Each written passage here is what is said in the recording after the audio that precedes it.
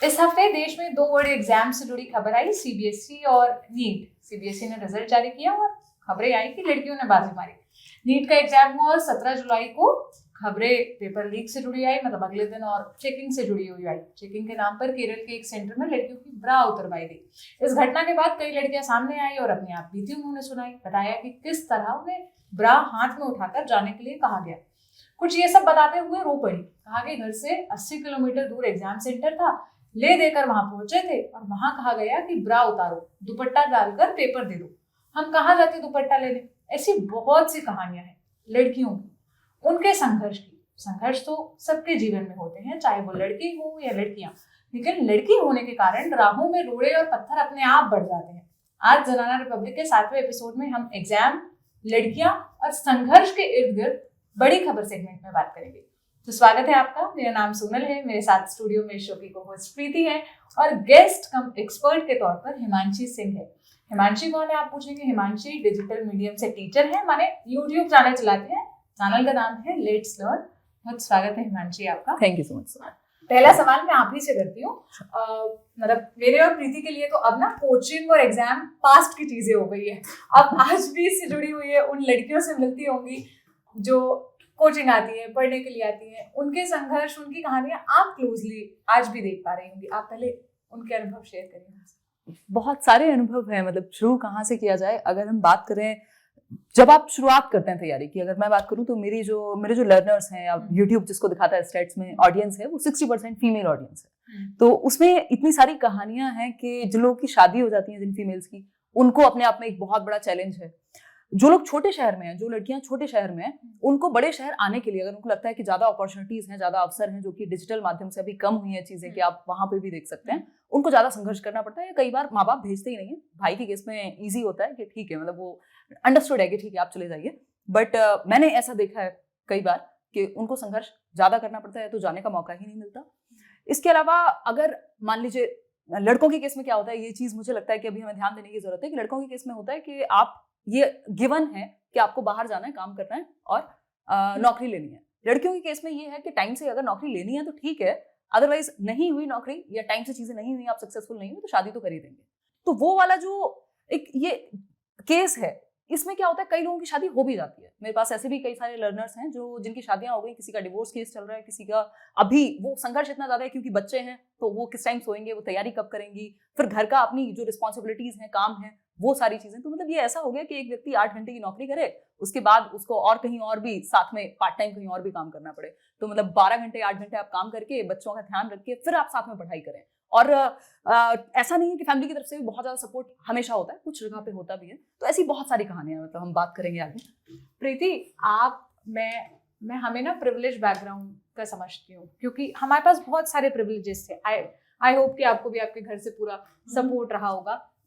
फिर भी बहुत सारी समस्याएं होती है। आप कुछ अपने एक्सपीरियंसेस, अपना टाइम अगर याद करके बताना चाहें कि उस टाइम आपने क्या प्रॉब्लम्स फेस की थी। देखिए, अगर मैं चलिए, मैं जो उस बात पे हमने जो शुरू किया है सोनल, जो ये स्टोरी थी, एक तो हम इसको बहुत सिंपली कह सकते हैं कि देखिए, अगर जो रूल्स हैं वो रूल्स हैं, पर वही रूल्स जो मान लीजिए नीट के रूल्स हैं, वही एयरपोर्ट पे जब हम जाते हैं सीआईएसएफ के वही तो रूल्स हैं। तो आपको वो पैट डाउन करके, उनको पता है कि हुक कहाँ है, बेल्ट का बटन कहाँ है, आपको जाने दिया जाता है। तो ये बहुत सिंपल वे है देखने का कि चलिए सेम रूल्स है, यहाँ पर इतना क्या कि आपकी ब्रा भी हटवा देंगे। इतना स्ट्रिक्टली क्यों फॉलो कर रहे हैं वही रूल्स, क्योंकि आपको पता है कि ब्रा है, कोई कौन सा क्या लेके घुसा है हाँ उसमें, तो या जो जीन्स का बटन है, सबको पता है। जैसे एयरपोर्ट में आपको फ्लाइट पे जाने देते हैं, तो इतनी दिक्कत क्यों इधर। तो ये तो चलिए एक बहुत बेसिक बात हो गई रूल्स को लेकर। पर मैं बहुत खुश हूं कि हम इतना डीपली इसके बारे में बात कर रहे हैं, क्योंकि अगर हम लार्जर पिक्चर में देखें इस चीज को, सोनल, अगर तुमको याद है ना, जो हमारा सबसे पहला एपिसोड था, उसी में हमने एक बात की थी, और ये मेरे को हमेशा बचपन से लगता हुआ आ रहा है। और इसमें ऐसा नहीं है कि चलिए प्रिविलेज हो चाहे कोई भी बैकग्राउंड हो, पर नजरिया सबका सेम ही होता है। ये ना, मतलब ये होता है कि ऐसा तो होना ही है कि अगर आप लड़की को देखें, जब बचपन में जैसे हम बड़े होते हैं, जैसे भाई के साथ बड़े होते हैं, अगर जो पेरेंट्स होते हैं मोस्टली वो देखते हैं कि लड़का, चलो इंजीनियरिंग, बहुत उनको वरी हो जाती है कि भाई मेरा लड़का अगर गलत कंपनी में चला गया या पढ़ नहीं रहा है, ये इसका फ्यूचर का क्या होगा, ये कैसे आगे बढ़ेगा, कोचिंग करवाओ इसको, यहाँ भेजो इसको वहां भेजो, सारा फोकस लड़के पे होता है। क्योंकि उसको तो फाइनेंशियली इंडिपेंडेंट बनना है, उसको अपना गृहस्थी चलानी है, उसको मतलब एक फाइनेंशियली वायबल किस्म उसके का ऊपर इंसान बनना है, बोनस ही है, और लड़के के उसको पास करना है। लड़कियों पे क्या है कि उनकी जो फाइनेंशियल इंडिपेंडेंस है ना, वो शादी से जुड़ी होती है, तो शादी उनके लिए करियर ऑप्शन होता है कि भाई आप जैसे आगे बढ़ेंगे, शादी आपका करियर ऑप्शन है कि आप कुछ और नहीं है, चलो थोड़ी सी वीक है, कोचिंग नहीं देकर आएंगे, पर इसकी तो शादी हो जाएगी ना, थोड़ी घरेलू है, बढ़िया है, कि मतलब इस स्टडी में वीक है, तो जब तक आप शादी को एक करियर ऑप्शन बना लेंगे तो लड़कियां आगे नहीं बढ़ेंगी। पर मैं एक किस्सा सुनाती हूँ सोनल, और ये बहुत रियल है, क्योंकि ना मैं और आप जो हम प्रिविलेज बैकग्राउंड से आते हैं, चाहे हमारी फाइट जो भी जितनी भी बड़ी हो, पहले किस्से के बारे में आप दोनों से पूछती हूँ। मैं अभी हम प्रिविलेज बैकग्राउंड से आते हैं सोनल, हमारे सारे व्यूअर्स भी मतलब जहां से भी आ रहे होंगे, हर किस्म के बैकग्राउंड से आ रहे होंगे। एक बेसिक सवाल है, मुझे नहीं लगता अगर मैं नीट स्टूडेंट होती, मेरे फादर आर्मी में है, काफी बहुत हाई पोस्ट पे रिटायर हुए हैं, मेरी हिम्मत नहीं पड़े अगर मैं जाऊं, मैं अपने फादर को बोलूं कि मेरे को ब्रा उतारने के लिए बोल रहे हैं, आप बोल पाओगे अपने पिताजी को? नहीं बोल पाओगे आप, मतलब आपको 5 बार लगेगा कि कैसे बोले, क्योंकि क्यों, मोस्टली फादर्स लेके जाते हैं लड़कियों को एग्जाम्स देने के लिए, उनके फादर्स ही आपको लेके जाते हैं, वही बाहर वेट कर रहे होते हैं। तो मैं तो आधा तो यही सोचती रही कि यार इस लड़की को जिसको बोला गया कि जाओ अपना ब्रा उतार के लाओ, एक दुपट्टा ले लो, वो बाहर जाके, क्योंकि वो तो अपने फादर के साथ आई थी, स्टोरी यही थी कि अपने फादर के साथ आई थी, बाहर जाके उसने फादर को कैसे बोला होगा कि मुझे तो ब्रा निकालने के लिए बोला है, मैं ना बोल पाऊँ अभी, और मेरे फादर तो बहुत ही लिबरल है, पर थोड़ी चीजें हैं जो हम कंफर्टेबल नहीं है अपने पिता से कहने के लिए। और यहाँ पर जो किस्सा की मैं बात कर रही थी, जो लार्जर कॉन्टेक्स्ट में कि कितना मुश्किल होता है लड़कियों के लिए, महिलाओं के लिए, क्योंकि ना इक्वालिटी का बोलना बहुत आसान है ऐसा वैसा कुछ नहीं है। कि अगर हम, जैसे मैं हरियाणा से आती हूँ, वहां पर और जो हमारे गांव हैं, जो मेरे फादर हैं वो पहले आर्मी ऑफिसर थे हमारे गांव से।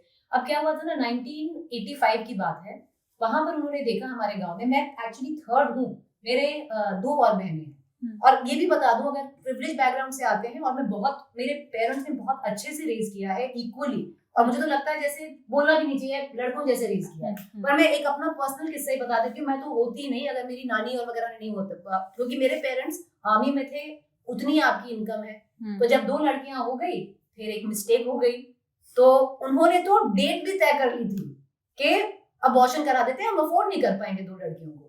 तो जो हमारे गांव से जो पुरानी नानी दादी बुआ जो मेरे पेरेंट्स की सब थी, उन्होंने इतना प्रेशर बनाया उन पे कि लड़का होगा भाई ये कर लो, लड़का होगा, पर देखिए लड़की हो गई तो इसीलिए हम 3 लड़कियां हैं। तो ये मेरा पर्सनल वो है इंस्टेंस। और मैं एक और इंस्टेंस देती हूँ, मैं पता थोड़ा ज्यादा बोल रही हूँ, पर एक और इंस्टेंस देती हूँ सोनल।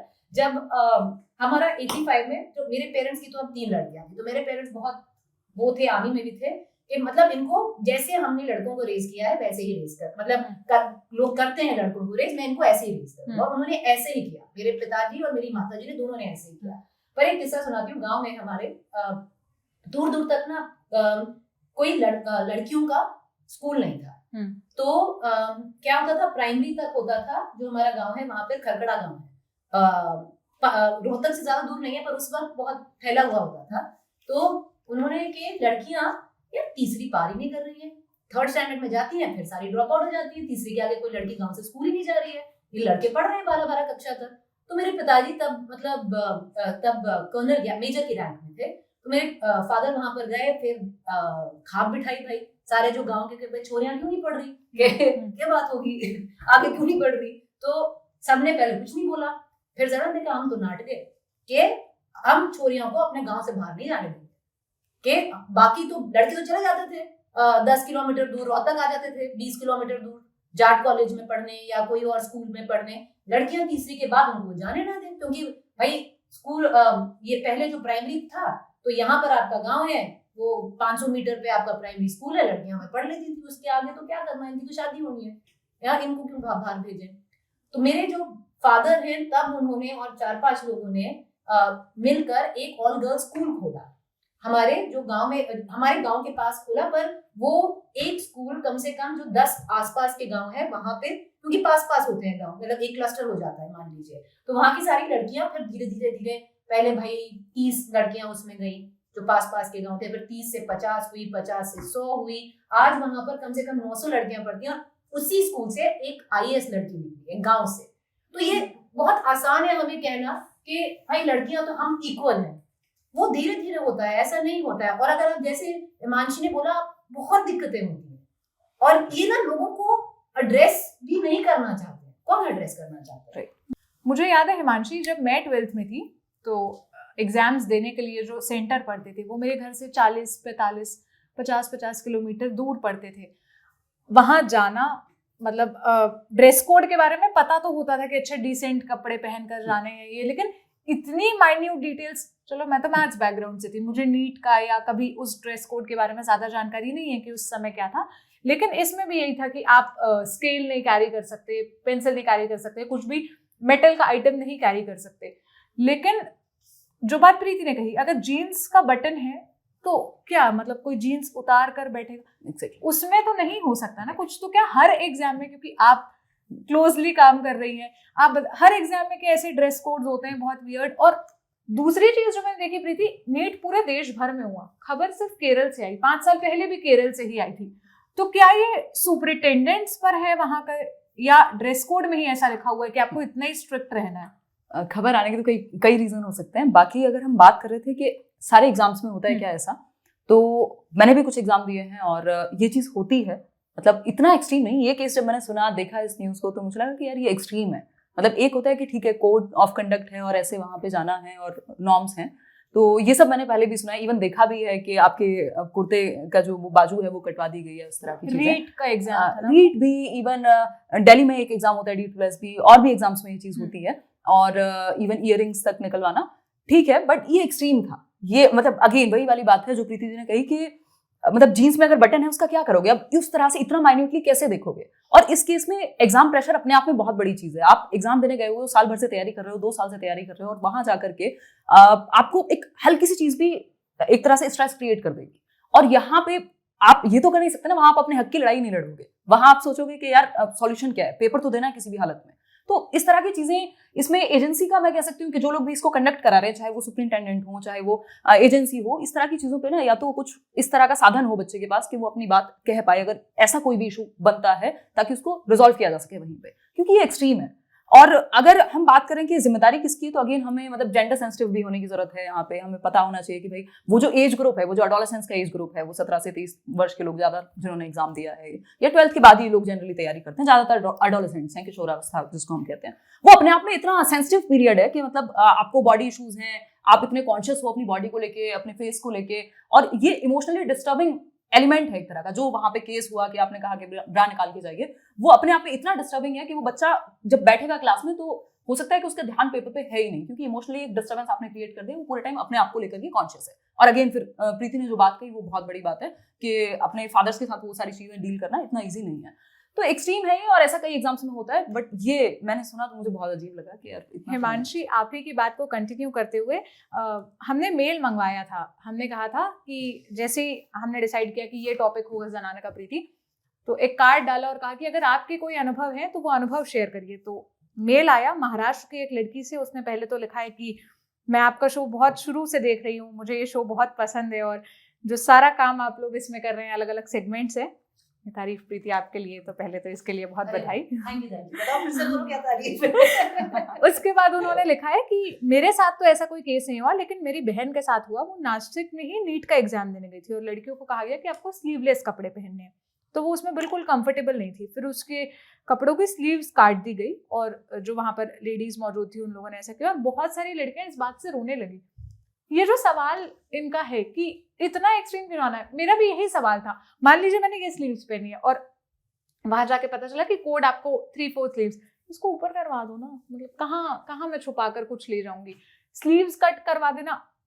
कई लड़कियों की कहानी भी बहुत ऐसे घरों से आती है वो कि उनके लिए वो 500 रुपए का भी जो उन्होंने कपड़ा पहना है बहुत मुश्किल से अफोर्ड किया होगा उन्होंने, तो वो इमोशंस जो वहां पर निकलते हैं, और एक जो प्रेशर निकलता है कि जो लड़की कभी कंफर्टेबल नहीं है स्लीवलेस पहनने में या बिना ब्रा के बैठने में, वो कैसे पेपर पर फोकस कर पाएगी। जो ये वाला केस है ना, इसमें चलिए आपने जो इन्विजिलेटर्स हैं केरला में उनको अरेस्ट भी कर लिया है, पर क्योंकि इतना सारा प्रोटेस्ट हुआ, इतना सारा वो, ये मतलब मुझे बस लगता है हमको थोड़ा सा ह्यूमन उससे देखना चाहिए ना, क्योंकि सभी को पता है। जैसे मैंने बोला भाई CISF में जब हम जाते हैं, एयरपोर्ट में फ्लाइट लेते हैं, आपका जीन्स और ब्रा कौन ना उतरवा देते हैं, नहीं कोई उतरवाता।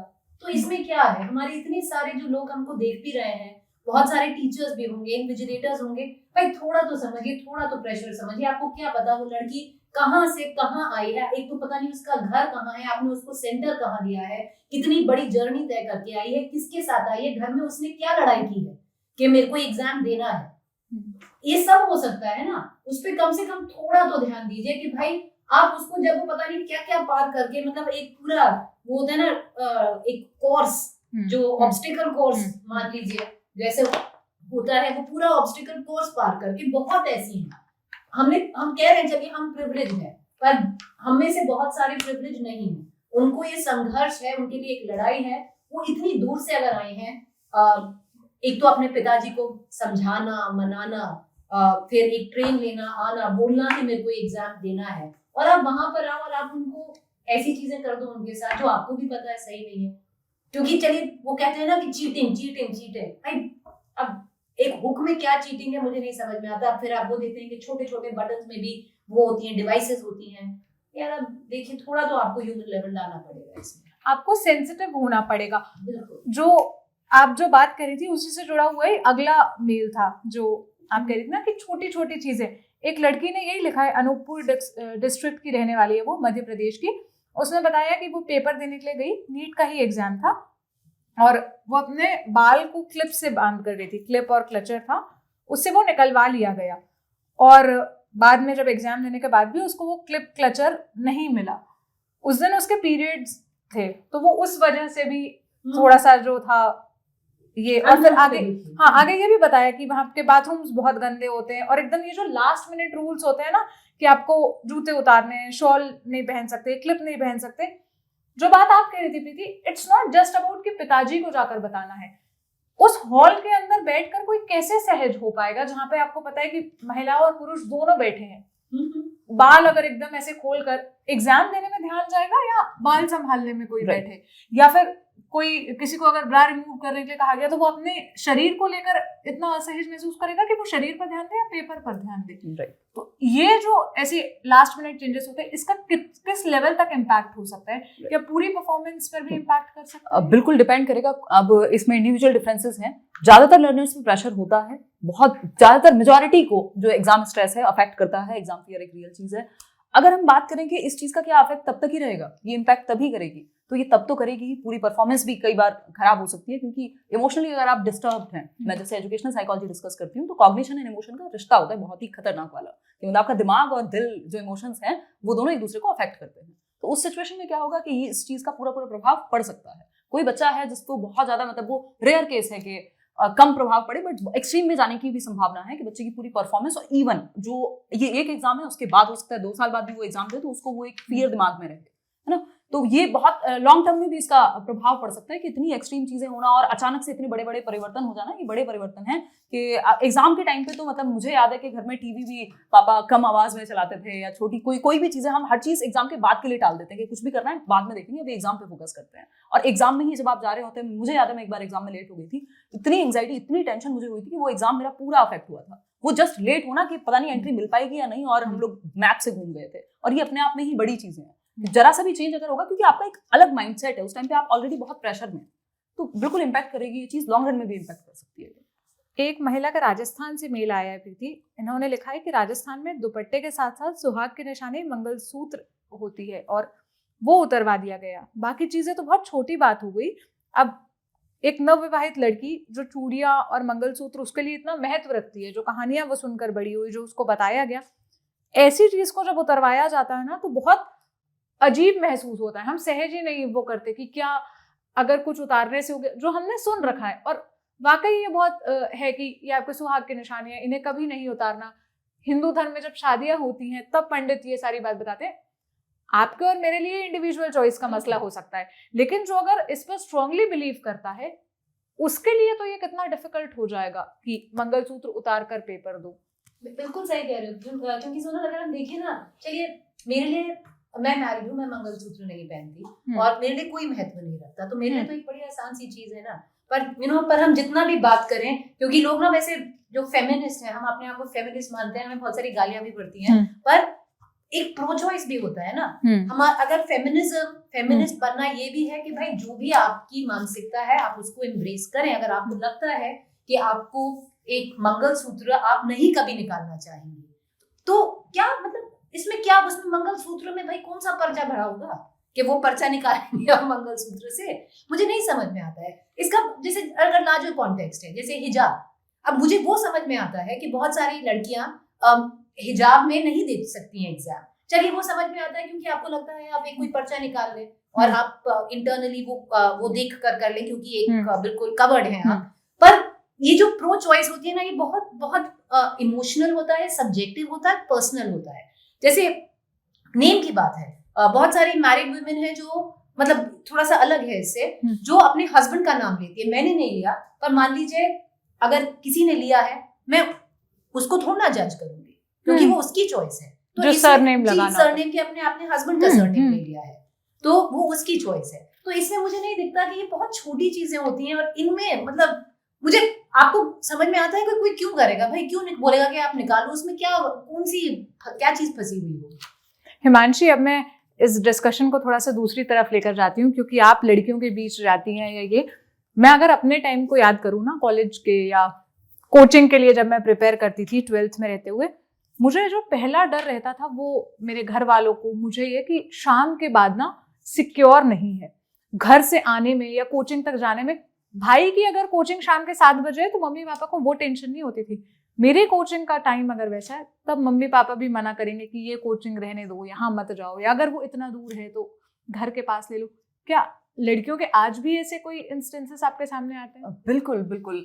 हम लोग शायद थोड़े इवॉल्व थॉट पे बात कर रहे हैं कि हम देखना चाहते हैं, मैं भी पर्सनली आप लोग की बात सुन के भी मुझे ये लग रहा है कि हम देखना चाहते हैं यार दो इंसान है, मतलब एज इंडिविजुअल्स ट्रीट किया जाना चाहिए। 2022 चल रहा है, बट अगेन सच ये है कि बहुत इवॉल्व थॉट है। जो प्रैक्टिकल रियलिटी है, जो ग्राउंड रियलिटी है, वो अभी भी बहुत पीछे कह सकते हैं हम, या उसमें अभी भी बहुत सारे अंतर हैं और उसी चीज के लिए हम लोग यहाँ चर्चा कर रहे हैं।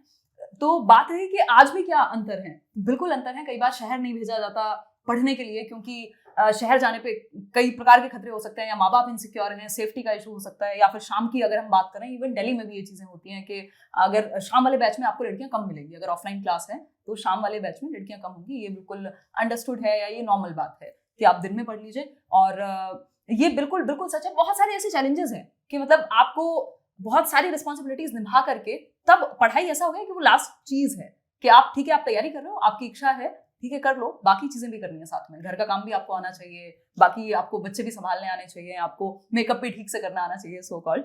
तो इस चीज में क्या है, बेसिकली हमने ध्यान आइडेंटिटी पे नहीं है, हमारा फोकस इस चीज पे नहीं है कि वो रिस्पेक्ट कैसे कमाए, वो फ्रीडम कैसे कमाए, वो इंडिपेंडेंट कैसे रहे।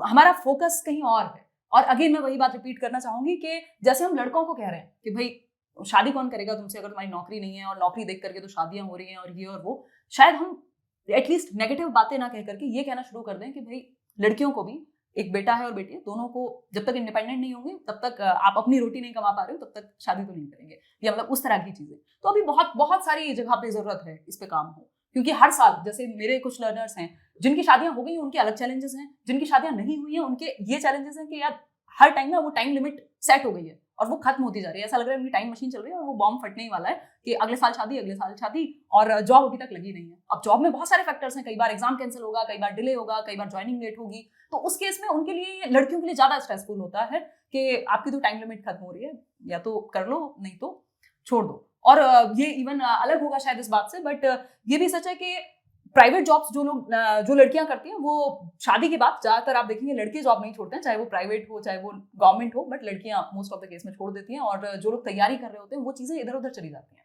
मतलब आप डिस्टर्बेंस होता है बहुत सारा। ऐसे बहुत सारे किस्से।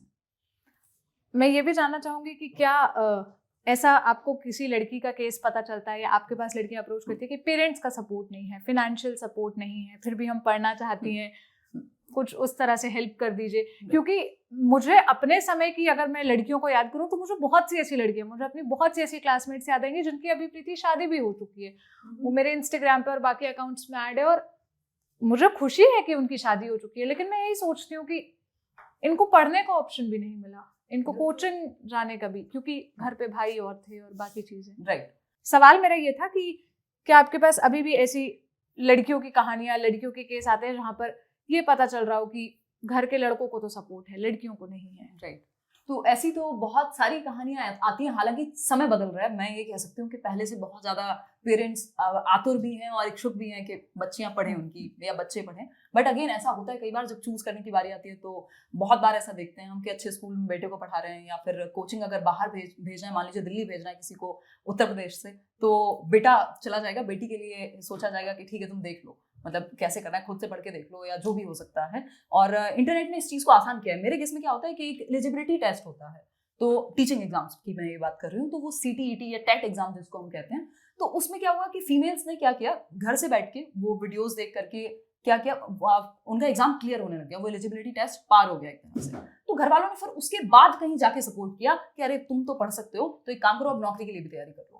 तो ये उनके लिए अड़चने ज्यादा हैं, उनको ज्यादा मेहनत, वो डबल मेहनत करके दिखानी पड़ेगी जब कहीं से सपोर्ट आएगा, वो भी जरूरी नहीं है कि आएगा ही हमेशा।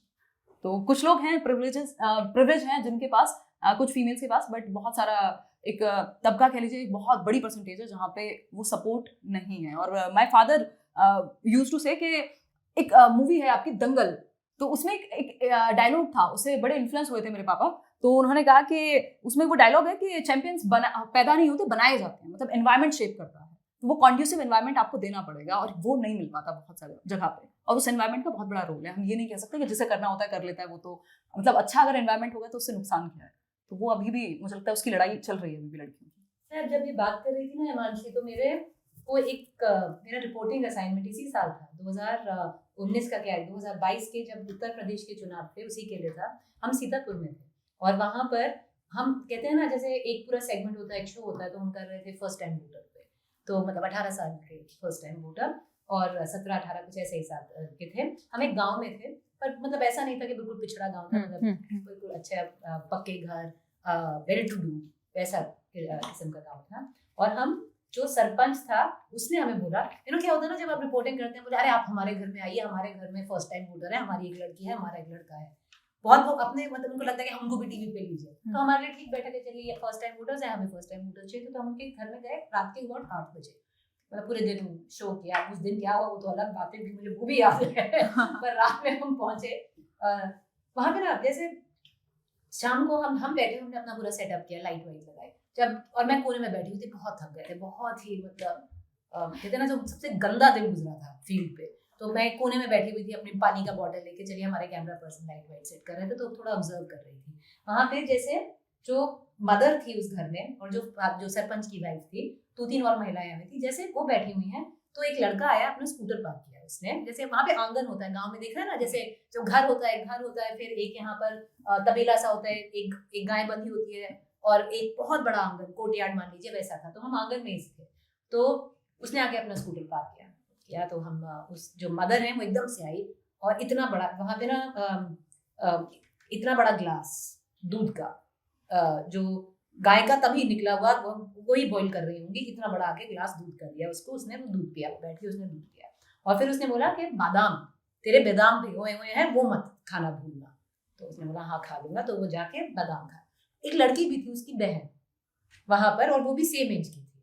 तो उसको हम काफी टाइम से थे, उसको तो नहीं बोला था कि तुम दूध पी लो या तुम बादाम खा लो। तो मैं बैठी हुई, तो मैंने उससे पूछा, उस लड़की से, मैं उसका नाम नहीं लूंगी, पर जब मतलब ले भी लिया तो क्या बड़ी बात हो गई, पर मैंने उससे पूछा। तो फिर एक लड़की भी जो उसकी बहन थी, वो काफी टाइम से हमें वो देख रही थी, और वो बाहर नहीं गई थी, वो घर के अंदर ही थी। लड़का 8 बजे स्कूटर पार्क किया, वो घर में अंदर ही थी, और बहुत ही स्वीट सी अपना सलवार कमीज पहन के, अपनी 2-3 किताबें हाथ में लेके बस वो बैठी हुई थी। मेरे से बीच बीच में ना थोड़ा बात कर रही थी कि आप कहाँ से हैं, अच्छा मैं दिल्ली नहीं गई, मैं जाना चाहती हूँ। जैसे बात नहीं करते जर्नलिस्ट से, आप टीवी पे आती हैं, एक सेल्फी ले लेती हूँ आपके साथ, वह भी बहुत होता है। तो उसने आगे फिर सेल्फी भी ले ली, तो थोड़ी बहुत बातचीत हो गई थी, तो मुझे लगा कि मैं पूछ सकती हूँ। तो मैंने उससे पूछा, और उसकी माँ उसके साथ पीछे ही बैठी हुई थी, और तुम दूध नहीं पी रही हो? तो ऐसे ही पूछा, क्योंकि और तुम्हारे बादाम का है, क्योंकि वो मुझसे बात कर रही। तो मैंने भी सोच लिया कि हम भी पूछ लेते हैं जब यहाँ पर ये सब हो रहा है। उसने जवाब नहीं दिया, उसकी माँ ने जवाब दिया, अरे वो तो इंजीनियरिंग का एग्जाम में बैठेगा ना, उसको तो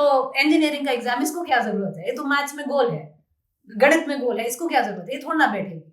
अब देखिए ऐसी ऐसी चीजें बहुत बार, और ये होता है, मैंने देखा है।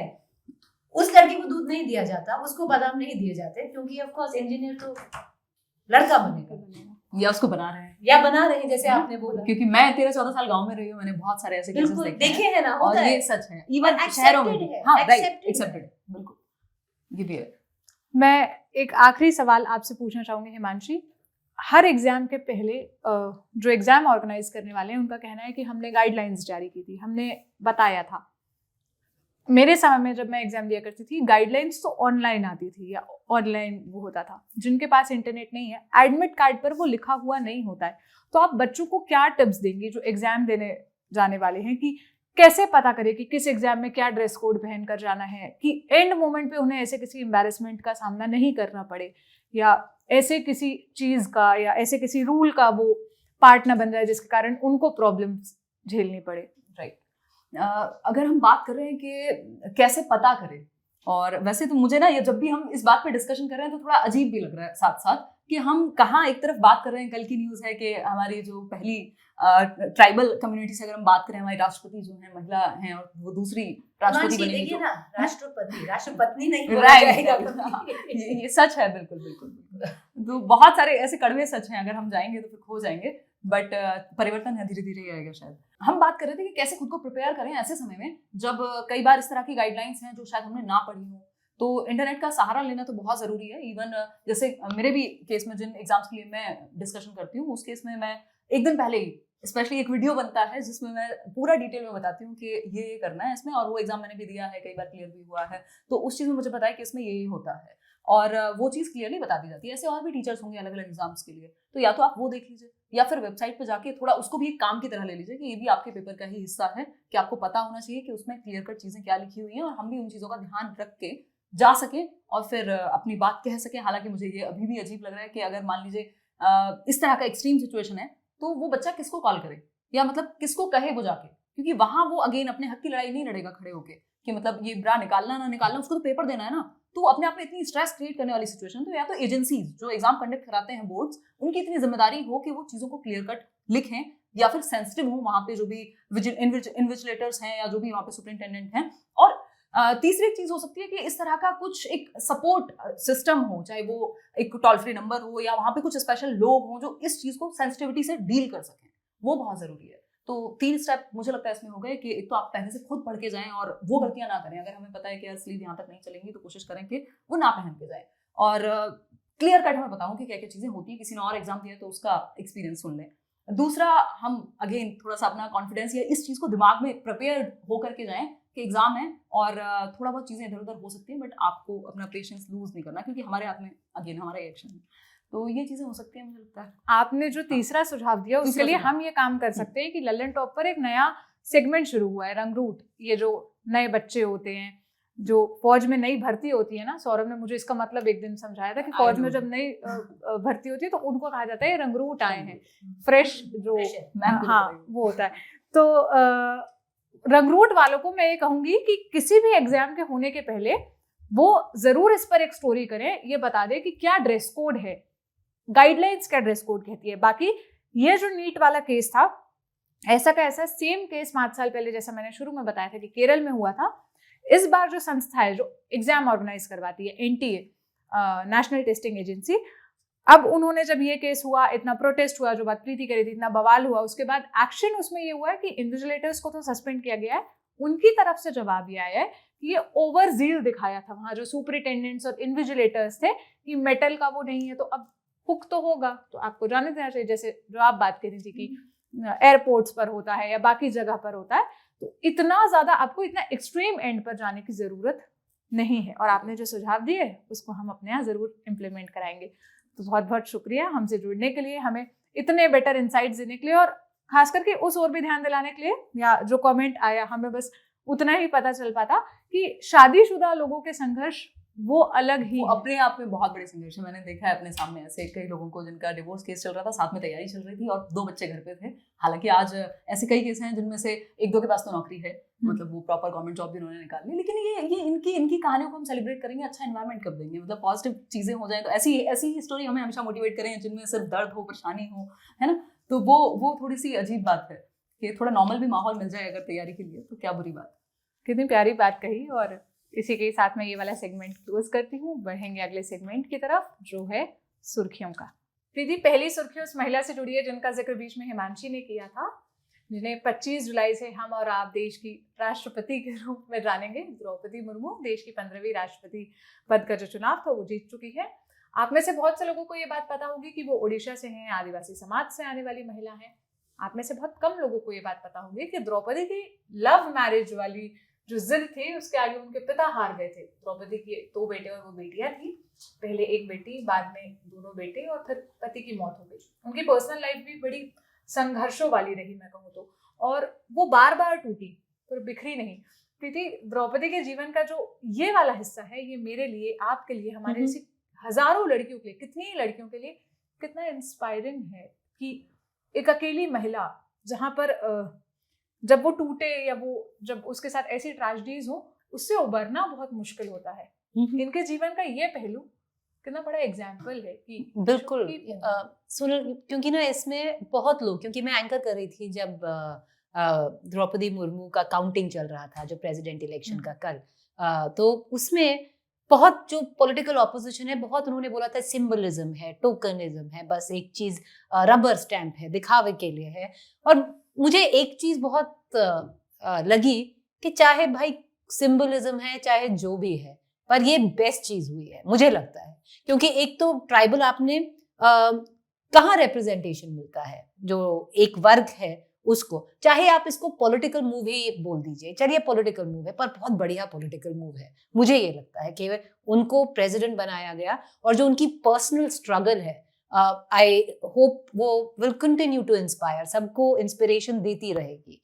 एंड पता नहीं, मुझे लगता है शील बी स्लाइटली, मतलब अब देख लीजिए, कोई क्या पता कल कोई कैसे अपने आप को एक रोल में समेटे, पर मुझे लगता है दैट द्रौपदी मुर्मू जी जो कलाम जी की छवि थी ना, मुझे लगता है वे वैसी प्रेसिडेंट साबित होंगी। मुझे लगता है, गलत भी हो सकती हूँ, पर मुझे लगता है। मैं भी आपकी बात से बिल्कुल सहमत हूँ कि भले वो रिप्रेजेंटेशन के लिए हो, बिल्कुल, कि सिंबल हो, या नहीं वैसा कोई चेंज आ पाएगा आदिवासी समाज में कि कोई आदिवासी समाज की महिला है तो बस सब कुछ बदल जाएगा। स्टिल ये एक अच्छी खबर है, स्टिल ये एक बहुत पॉजिटिव न्यूज है।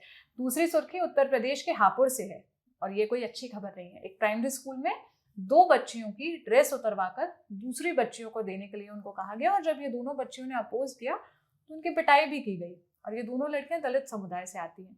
आरोप ये भी है कि हफ्ते भर तक शिकायत करने के बाद भी पुलिस इन दोनों बच्चियों का केस नहीं लिख रही थी। हालांकि अब हापुड़ के जो एसपी हैं दीपक भूकर, उन्होंने बताया कि घटना की रिपोर्ट को थाने में, मतलब मुकदमे के रूप में दर्ज कर लिया गया और आगे की जांच चल रही है। प्रीति, ऐसी खबरें देख कर या जब कोई ऐसी खबर आती है, मुझे सिर्फ दुख नहीं होता, मुझे गुस्सा भी आता है कि क्या कर रहे हो आप, नॉट जस्ट उस समुदाय के साथ, उन छोटी बच्चियों के साथ जो कल को उस समुदाय से निकल के अपने समुदाय का रिप्रेजेंटेशन हो सकती है, अपने समुदाय की बाकी लड़कियों के लिए, उस वर्ग से आने वाली बाकी लड़कियों के लिए वो इंस्पिरेशन बन सकती है कि वो स्कूल जा रही है, पढ़ने जा रही है, कुछ बेहतर गेन करने जा रही है। वहां भी यही सब हो रहा है। मुझे पता है, गुस्सा उस पर भी आता है कि देखिए हमारे जो टीचिंग स्टाफ सिस्टम है, क्या सिलेक्शन है, कहाँ से आते हैं, पता नहीं मुझे। क्योंकि एक वीडियो ना और वायरल हुआ था इसके पहले, जो एक महिला थी, वो कोई आई थिंक कानपुर का या कोई स्कूल था, वो एक बच्चे को इतनी जोरों से मार रही थी, और ये बहुत वायरल हुआ था। मुझे बहुत टाइम तक ये वीडियो मेरे जहन में रहा था, बार बार प्ले कर रहा था, पर मुझे समझ नहीं आता क्या, मतलब आप कोई, हमको इन्वेस्ट नहीं करना चाहिए टीचिंग स्टाफ में? मतलब आप इतने फ्रस्ट्रेटेड हैं, जो भी हैं, कि आप अपनी इतनी सारी फ्रस्ट्रेशन सिर्फ बच्चों पे निकाल रहे हैं, और इतने यंग बच्चे। सोनल, मुझे तो देख के ही वैसे लगता है। आप और हम भी कभी ऐसा होता है कि हम भी अपनी लाइफ में बहुत फ्रस्ट्रेट होते हैं, हम भी, लेकिन हम वो डिसेंस से कभी नहीं अपने वर्क प्लेस में नहीं निकाल पाते। और ऐसा नहीं है कि हमारे अंडर जूनियर काम नहीं करते, हमारे पास ऑप्शन, हम उतनी डिसेंसी मेंटेन करके चलते हैं। तो क्या इतना सेंसिटिव सबको नहीं होना चाहिए? देखिए, सबको होना चाहिए, पर होते हैं वो अलग बात है, तो यहाँ पर नहीं है। और बहुत सारे स्कूल्स हैं, मैंने बहुत बहुत देखा है कि बिल्कुल ही, मतलब कोई वो ही नहीं है कि कैसे, कहाँ से ये टीचिंग स्टाफ आते हैं, और आप क्या आपकी सीख है, आप क्या सिखाना चाहते हैं। मुझे लगता है क्योंकि ना बहुत सारे ये सिर्फ नौकरी के नाम पर नौकरी ले लेते हैं, क्योंकि सरकारी नौकरी है, पेंशन मिल जाएगी, या मतलब उसके हिसाब से नौकरी ले लेते हैं। ये नहीं है कि उनको पढ़ाने में मजा आता है, या उनको लगता है कि उनको बच्चे पसंद हैं। मुझे नहीं लगता कि उनकी रियल कॉलिंग ये है। उनको बस एक नौकरी चाहिए, उनको मिल गई।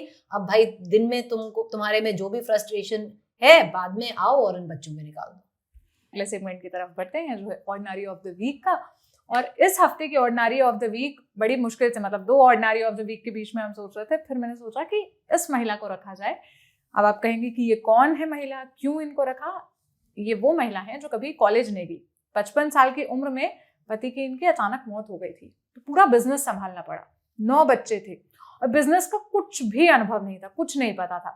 परिवार की जिम्मेदारी, जो पति चले गए थे उनका बिजनेस, और राजनीतिक विरासत जो उनके पति की थी वो भी उनको संभालनी थी। सभी लोगों ने अनुमान यही लगाया कि ये जो सालों का बना बनाया बिजनेस है ये बिखर जाएगा, ये इनको खत्म कर देंगे, परिवार बिखर जाएगा, और अगर वो किसी तरह बिजनेस को चला ली, मतलब चलो मान लेते हैं, तो ये बहुत बड़ी जीत होगी। आज ये महिला देश की सबसे अमीर महिला है। ये कहानी फिल्मी लगती है लेकिन है नहीं। ये कहानी है जिंदल ग्रुप की कर्ता धर्ता सावित्री जिंदल की। फोर्ब्स बिलियनियर्स लिस्ट और ब्लूम्सबर्ग बिलियनियर्स इंडेक्स के मुताबिक सावित्री देश की सबसे अमीर महिला है। कुल संपत्ति है $18 मिलियन। रुपयों में बात करूं तो 1,43,000 करोड़ रुपए।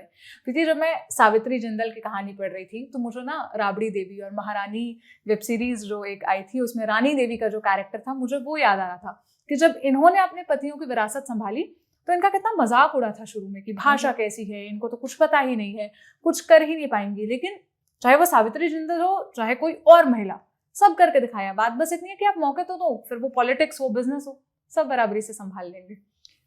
मौका ही नहीं मिलता है ना, और जब मिलता है तब लगता है अरे कैसे करेगी, बच्चे भी हैं, घर नहीं संभालेगी। एक और होता है कि काम में बहुत ध्यान देती है, घर पे ध्यान नहीं देती है, बच्चे बिगड़ जाएंगे। तो ये सारी चीजें हम बोलते रहते हैं, होता रहता है, पर बहुत बढ़िया बात है। मुझे तो हैट्स ऑफ कि आपने ये करके दिखाया और आप एक एग्जाम्पल बने, तो मुझे इसमें बहुत गर्व है।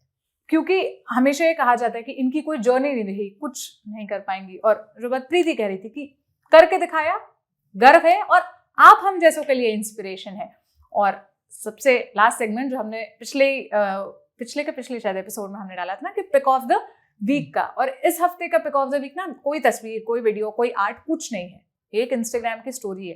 किसकी स्टोरी थी? करीना कपूर खान की थी। करीना ने अपनी इंस्टाग्राम स्टोरी पर प्रीति लिखा कि मेरे पेट में पास्ता और वाइन है और मैं प्रेग्नेंट नहीं हूँ। सैफ ने देश की जनसंख्या बढ़ाने के लिए वैसे ही बहुत योगदान दे दिया है।